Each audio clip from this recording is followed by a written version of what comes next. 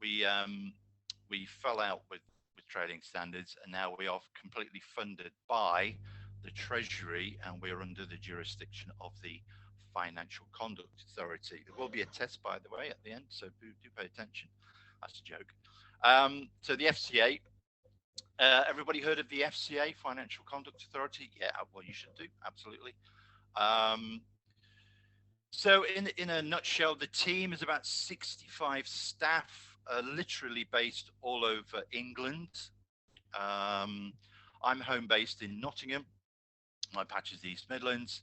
Got colleagues all over the northwest, southeast, Devon, London, you name it. We have about 34 investigators who are mainly ex-cops, and we have a couple of police officers, serving police officers with West Mids Police and Nottinghamshire Police, serving with the team on a permanent basis. And from a political stance, we are very much an enforcement team. Okay, so we prosecute non-licensed money lenders, and we get the terminology stop loan sharks, which gets everybody, particularly the press, called the juice is flowing kind of thing. Next slide, please. So what is a loan shark? Well, let's forget about all the movies that you've seen on television, you know, Line of Duty and all that kind of thing. It very simply is, if you guys, or myself, or your family, or your friends decided to start a money lending business tomorrow, and you did not have a license, you did not have the authorization from the Financial Conduct Authority, you would be a criminal. You will be participating in a criminal offence, punishable up to 2 years in prison, and we will go after a large fine. We also go after proceeds of crime, which means that nice house you bought, that nice BMW, that nice houseboat, speedboat, whatever, we will confiscate under the Proceeds of Crime Act. Okay, so it's literally anyone who's lending money, regardless of interest rates, anyone who's lending money out there in the community to anyone as a business. It's got to be a business, okay? So if I was to lend Ryan this morning £500,000 and £50 notes in a brown envelope, don't get excited, right? Because it's not going to happen. I'm not a loan shark, okay? It's a one-to-one transaction between me and Ryan, okay? Right or wrong, regardless of where the money came from, I'm not a loan shark. However, if I lent Ryan 20 quid and all the guys and my next door neighbor 20 quid tomorrow and charge them £1 interest, I'm a loan shark, and I could be sent to Crown Court, and we go after a custodial sentence. Okay, so 2 or more customers, ideally 3 or more. Next slide, please. So we do get wrapped up in the terminology loan sharks, you know, and all this kind of criminal sort of sexy kind of stuff. But basically, in my experience of supporting victims of non-licensed money lenders, I would say 8 out of 10 times it's a situation where someone has lent someone some money and they were a friend, they were a distant relative, okay, or they got to know about the loan shark through a friend of a friend. Okay, so it could be a work colleague, it could be an old school friend. There's a couple of examples on this slide there. I've got a slide there about a cage fighter in Stoke-on-Trent. He was a drug dealer and he decided to be a money lender. We had a lady in Derby, an 80-year-old Sikh lady in Derby. She decided she would run a little video rental business a few years ago, and at the same time she would lend money to the Muslim community. So she would lend them £3,000 or £4,000 with £1,000 of interest on top, for families to go back to Pakistan, have weddings and all that kind of thing. She was not licensed to do so. She was committing a criminal offence, and she was prosecuted at Derby Crown Court and received an 18-month prison sentence. Okay, we've had consultants in a London hospital lending money to staff a consultant, would you believe? And he was arrested and prosecuted as a non-licensed moneylender, a loan shark. Okay, so keep an open mind who these people might be. Next slide, please.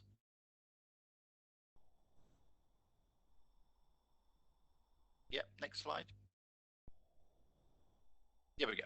I just a quick example of a loan shark we prosecuted probably 4 or 5 years ago now, but I like to use him as an example because this is the worst case scenario.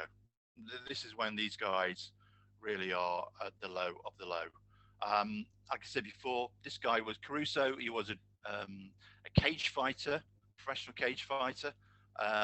He was also a drug dealer, and he just decided to get into loan sharking. He would tell his customers, in inverted commas, that if they didn't pay him what he wanted, he would rearrange their face. He would break their legs. He would chuck acid into their face so no one would recognize them again if they did not pay him what they wanted. And he suggested to several victims, female victims, that they should work as an escort, a prostitute, to pay off his debt. Now, this guy was a nasty piece of work, and he threatened our 2 witnesses several weeks before the trial. And he basically rang them up and said, if you go to court, me and my mates will have you killed, etc., etc. Myself, the team, the investigators, and our serving police officers take any threats to any witness very seriously. He was actually arrested for those threats. It was called perverting the course of justice was the charge. And every time we have a Crown Court, every time we have a trial, always 2 LIAISE officers attached to each witness. We pick them up from home, we take them to the court, we stay with them, and then we take them home until they're given their evidence. Now, this guy thought he could threaten the witnesses to be too frightened to come to court, and therefore the case would collapse. Trust me, that did not happen.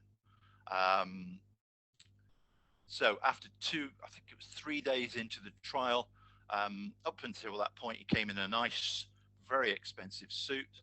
On the 3rd day, he came up in a pair of jeans and a t-shirt with no friends, no family. Spoke to his barrister. And his barrister got up about 11 o'clock in the morning and said, Your Honour, I do apologise. My client would now plead guilty and not waste any more of the court's time. And he went to prison for 4.5 years. Okay.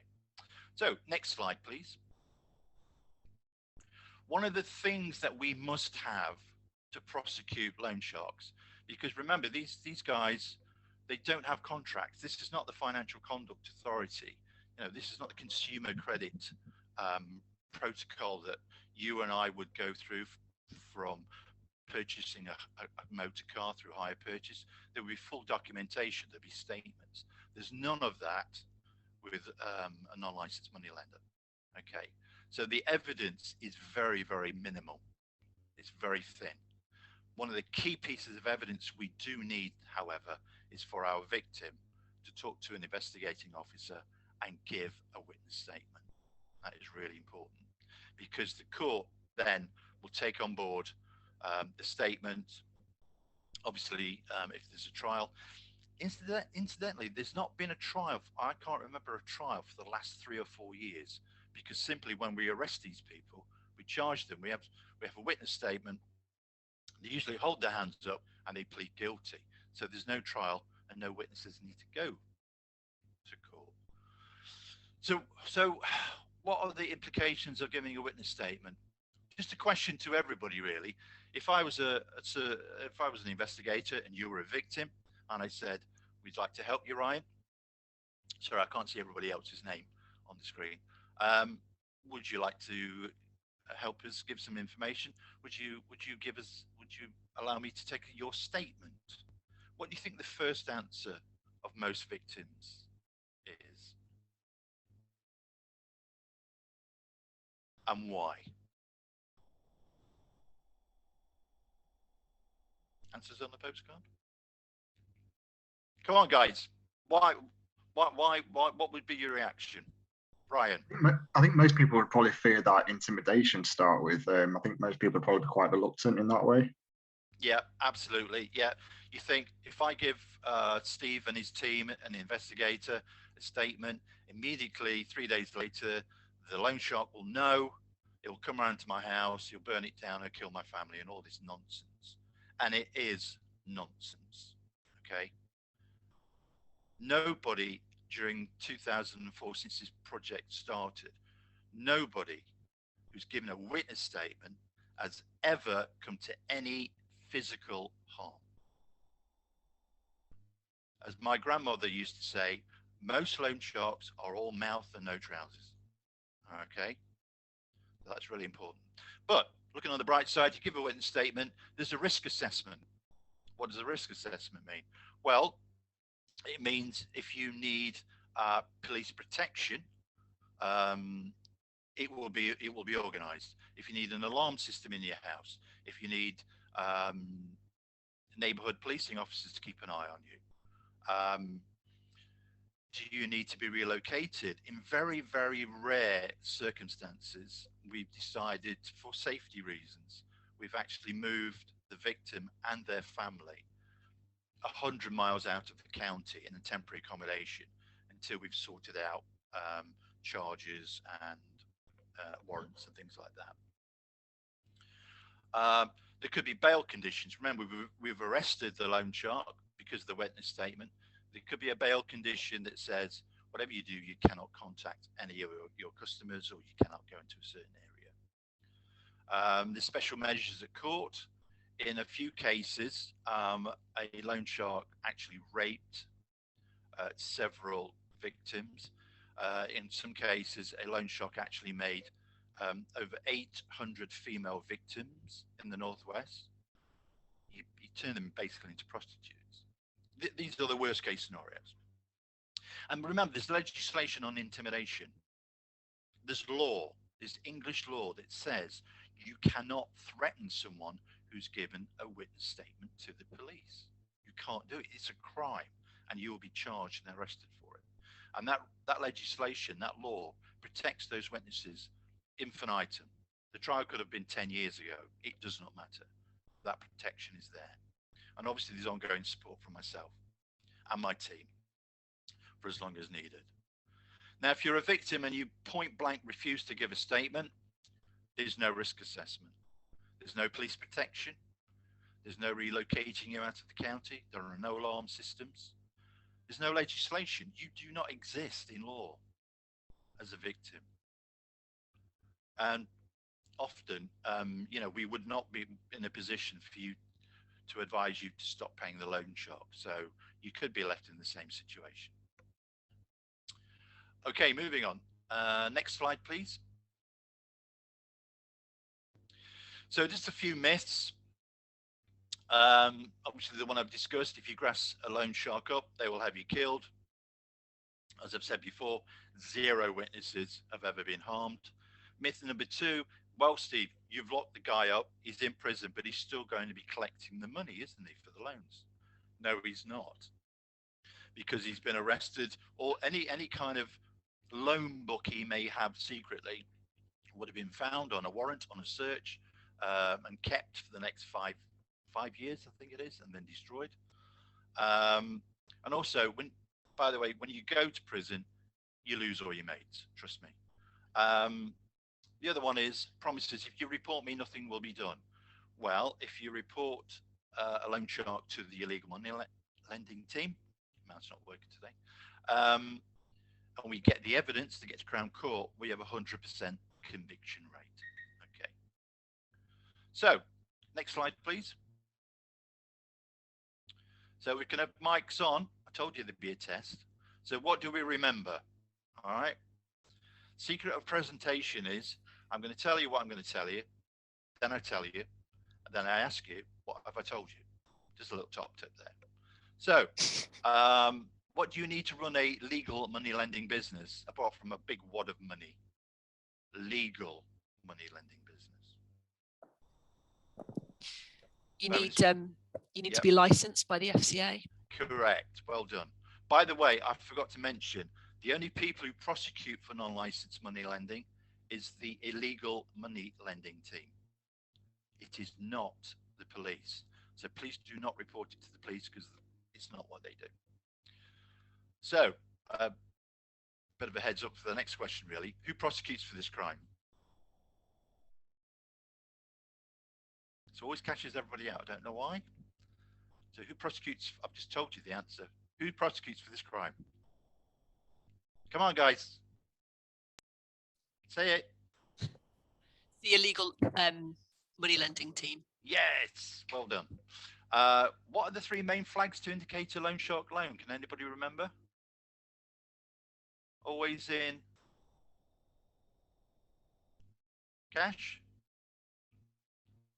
no paperwork, no receipts of any kind. So who could be a loan shark? Anyone? Anyone. Who could be a victim? Anyone. Anyone who's silly enough to borrow money off a complete stranger with no contract, no paperwork. Absolutely correct. So again, trick question. Who or where can you report loan sharking activity?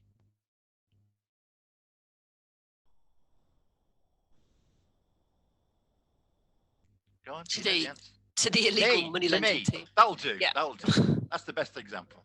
Steve, in their defence, in the chat channel, there are a lot of people getting the questions right. So, oh, right. Okay. So they are there. They are there. Oh, okay. I can't see that.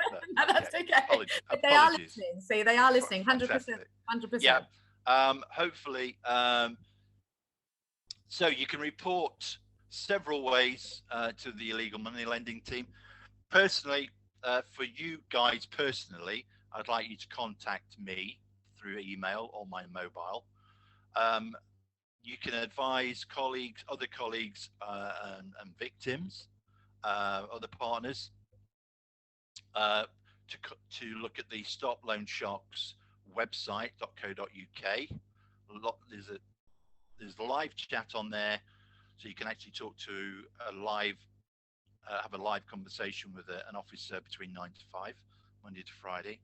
And obviously, on the website, there's the 0300 number, 555 which a lot of people don't want to telephone anybody anymore. We're also on Facebook. So if you want to see what we've been up to, we're on Twitter, and we've got lots and lots of videos on our YouTube channel, Stop Loan Sharks. So that is a very, very quick run through the team. I will be sending out invites for a more in-depth part 1 and part 2 training if you're interested.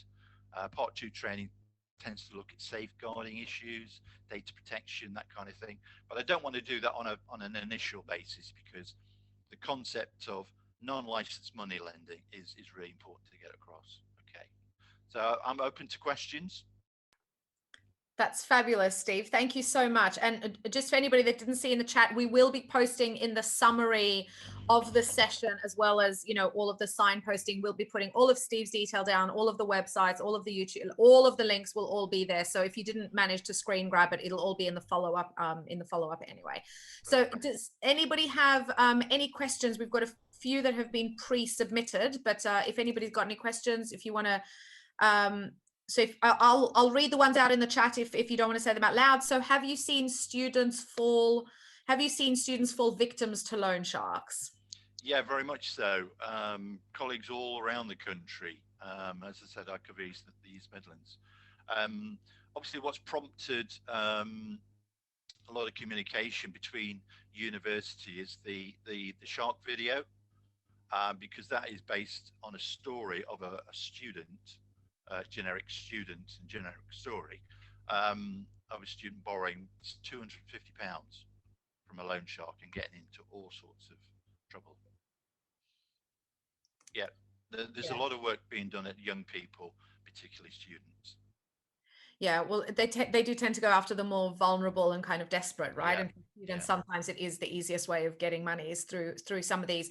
So in terms of students recognizing, this is a pre-submitted question, how can students recognize a loan shark? I mean, you've obviously described some of the kind of the highlights.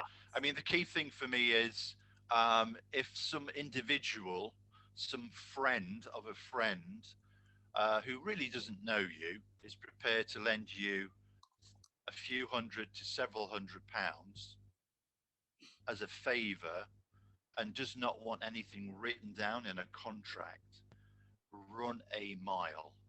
Okay, run a mile. Because in the video, it's very good because the guy borrows the 250 quid off this very nice young woman, very friendly, just there to help out. And at no point did she mention any interest or repayment process. Oh, there's the money. You need it. You've got to get your laptop. You've got to do this. You've got to do that. And it's only a few weeks into the relationship that he realizes that it's 250 quid plus the interest, which is another couple £100. And every day he doesn't pay it, she's decided to put £50 a day interest on top of the loan. So this guy, by the end of a couple of months, could end up a few £1,000, £2,000 or £3,000 in debt, with a very threatening, well, we're going to come around to your house kind of routine. So for staff, because obviously the bulk of the people on our call today are staff members who look after students and support students through. For a student who has gotten into trouble, which obviously will be a certain portion of students who are there already, how can staff support that student, apart from signposting them obviously to yourself and to others? How can staff support them on the kind of in the moment? Right. I think the issues for me are one, getting them to admit openly that they've borrowed some money. They realize it's a very dodgy situation. It's not a legal situation. They will be frightened to report it to the police because of the intimidating tactics that the loan shark may involve. I would get, you guys need to encourage your student victim to talk to me directly. Okay, they may not want to go through the website. Now, remember, I'm not an ex-cop. I'm not an investigator. My sole purpose in life is victim support. And in 2 or 3 occasions in the last, I would say the last 18 months, I've turned around to an investigator and said, this guy's vulnerable. This lady's got mental health issues. She's not going to be a witness. She's going nowhere near a court. So, but the point you need to make is this situation will not resolve itself unless someone talks to this loan shark, i.e. us, to say, stop. It's just not going to resolve itself otherwise. And a lot of people are led by the media, by social media, led by the news, led by TV, that loan sharks are really dangerous people. Some are. There are some Turkish mafia guys in London I wouldn't want to be on the same side of the road with, but they're very rare. They're very rare. Your average loan shark is just someone who's got no morals, has a very intimidating way of things. They've probably done a little bit of crime here and there, and they see someone vulnerable, whether they be elderly or with disability, or like say, someone's financially vulnerable. They will take advantage of them, and they will appear very nice in the beginning, but trust me, their MO is they want money. That's really helpful, Steve. Thank you. There is a question from, I'm assuming from Scotland. Is it the same legally for Scotland? And who would you report to in Scotland? Because you obviously right. It's the Scottish law is different, and there is a Scottish team. So if you Google illegal money lending Scotland, you'll be able to contact them directly, and they will support you directly. Perfect. We'll get those details from Steve afterwards, and we'll add them into the resources post the call so that we've got it. Yeah. Zoe asking, do you have any advice on how to approach the subject of loan sharks with a student who's taken out the loan and how to get them to report it? Are there any tips and well, how to get that done? Well, you think by reporting it, you've got to remember this is an illegal transaction. So if this student's borrowed £2,000 off a loan shark, paid back 300 quid, because it's illegal, the encouragement would be to report the loan shark, because then legally they don't have to pay any money back. Okay. My view on this subject is if you borrow 500 quid off a loan shark, give him his 500 quid back and walk away. But you need to talk to us. We've been doing this job a long, long time. Every individual is different. Every case is different. And, you know, talk to us. Talk to us. So it sounds like with so many other challenges, the question is find the right help and get the right advice in order to get yourself out of the problem. Yeah. I'd be curious from the community, are people seeing a lot of or any loan shark type of activities? We know payday loans have started to come down because things like Klarna have started to go up. So there's different mechanisms. Are people kind of seeing it on their campus? Just give me a thumbs up with the emojis or pop it in the comments. Just curious to see how many people have had students who are exposed or who have referred back. So there are definitely a few. Okay, fascinating. Okay, any other questions for Steve while we've got him? Use his brain. Any other questions? It won't take long. Smart people always say that. Smart people always say that. No other questions? It's a lot of information. We will, as always, put a summary together and that you'll get in the newsletter. If you're not signed up to the newsletter, of course, please do.